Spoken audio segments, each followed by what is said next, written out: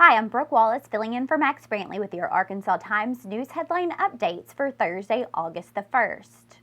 Starting in 2019, Razorback football fans will be able to buy beer and wine at Donald W. Reynolds Razorback Stadium, the University of Arkansas announced today. War Memorial Stadium anticipates expanding alcohol sales at Razorback games as well, the announcement said. Alcoholic beverages have been allowed in private clubs and suites at Reynolds Stadium since 2014. The Southeastern Conference in May revised its policy on alcoholic beverages in public areas of sports venues.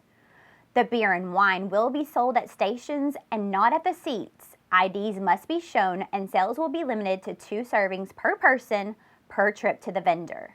No alcohol will be sold at the end of the third quarter. Well, U.S. Supreme Court Justice Ruth Bader Ginsburg is apparently a rock star in Central Arkansas.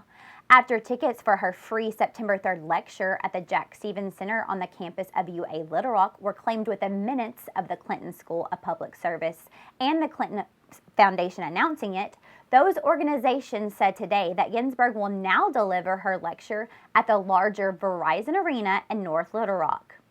Despite the expanded capacity, there's still a wait list. Those who were relatively early to RSVP before and were put on a wait list will receive emails to confirm their seat in the coming days. The program is 6:30 p.m. Tuesday, September the 3rd. Well, after escaping earlier this week from the Jefferson County Jail, where he was being held on federal charges, white supremacist Wesley S. Gollett was arrested today in Dover. Gollett, the president of the New Aryan Empire, was one of 54 defendants indicted in 2017 on racketeering charges including solicitation to commit murder, kidnapping, maiming, and conspiracy to distribute methamphetamine.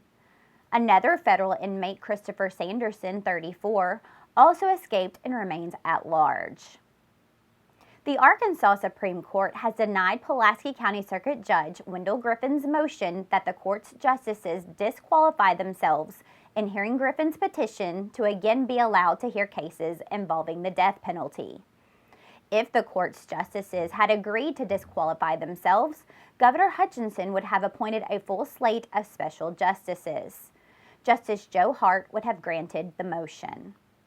The Supreme Court removed Griffin from cases involving the death penalty in April of 2017 after Griffin participated in a vigil outside the governor's mansion the same day he decided a property case involving a drug distributor seeking to get back from Arkansas drugs the state planned to use in an execution. The High Court also referred Griffin to a judicial discipline panel for ethics violations. That case was dropped in June because it wasn't decided within the 18 months required by ethics rules. Well, happy 13th birthday to Carter Wallace, and don't forget you can read more on the Arkansas blog. Thanks and have a great day.